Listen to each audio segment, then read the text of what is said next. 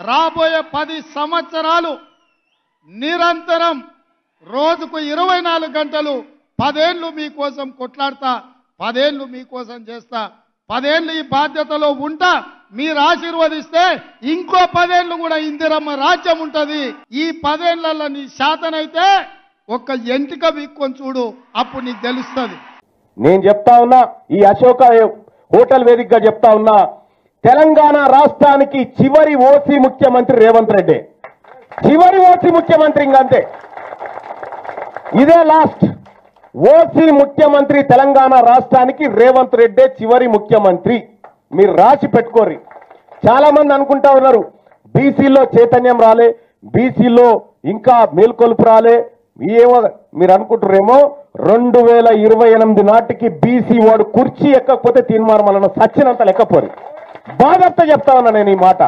మన్నటి గెలుపు సెమీఫైనల్సే.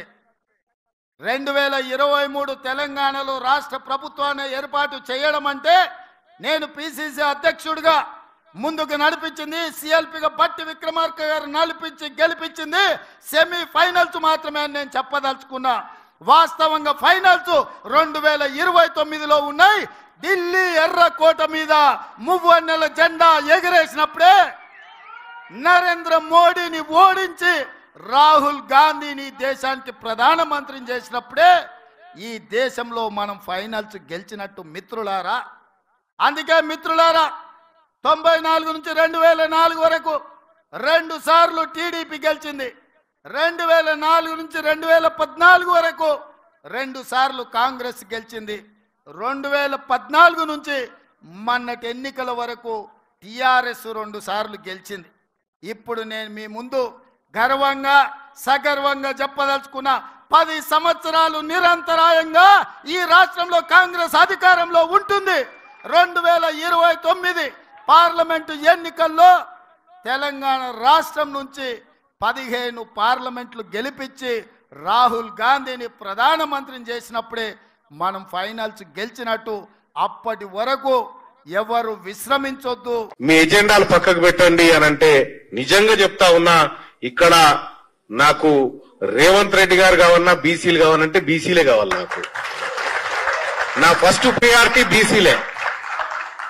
ఎందుకు చెప్తా ఉన్నా ఈ మాట అంటే, మీ అందరికీ తెలుసు సోదరులారా, మొన్నటి ఎన్నికల్లో ఏం జరిగిందో. తీన్మార్ మల్లన్న నోడగొట్టడానికి కొంతమంది ఏం చేసిరో తెలుసు. కానీ ఇలా తీన్మార్ మల్లన్న గెలిచిందంటే అది బీసీలు పెట్టిన భిక్షమే, అది మీరు పెట్టిందే, అది మీరిచ్చిన అవకాశమే. ఎంతసేపు నేను ఇప్పటిదాకా మన మసూర్ అన్నతో అంటా ఉన్నా, కనీసం అసెంబ్లీలో మండలు అసెంబ్లీలో నడవడానికి నిమిషానికి 10,000 ఖర్చు అవుతుంది. దాంట్లో ఈయన ఆయన తిట్టా, ఆయన కనీసం తిట్టుకుంటాను కూడా ఛాన్స్ లేదు మన కాడ, మనోని మనం తిట్టుకుంటాను. మొన్న బండా ప్రకాష్ అన్న డిప్యూటీ చైర్మన్ గారు చైర్ మీద ఉన్నాడు కాబట్టి నేను మాట్లాడగలిగిన, లేకపోతే ఆ అవకాశం కూడా లేదు నాకు.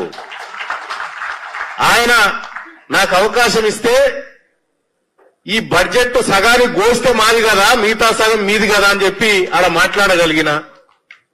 కాబట్టి చాలా మంది చాలా అనుకుంటారు. ఒక్కటై చెప్తా ఉన్నయ్యా, మేము రాజకీయాలు చేయాలనుకున్నప్పుడు రాజకీయాలు చేస్తాం, కానీ అల్టిమేట్ గా మా ప్రయోజనం బీసీల ప్రయోజనమే అన్న విషయాన్ని మీ ముందు తెప్పదలుచుకున్నాం. ఇక్కడ నేనైనా కానీ నాకు శ్రీనివాస్ గౌడ్ గారికి ఏమన్నా పంచాదా అండి? పార్టీల పంచాది ఉండొచ్చు, కానీ బీసీల అంశానికి వచ్చినప్పుడు మేము ఒక్క తల్లి పిల్లలు లెక్కుంటాం. మాకు పార్టీలతో సంబంధం లేదు. ఇంకా వీళ్ళే కాదు, ఎవరైనా సరే బీసీల అంశానికి వచ్చినప్పుడు మా ప్రయోజనం బీసీలదే. రఘు, నువ్వు మాకు చెప్పినావు, ఎక్కడ కూడా ఈ మాట తప్పం.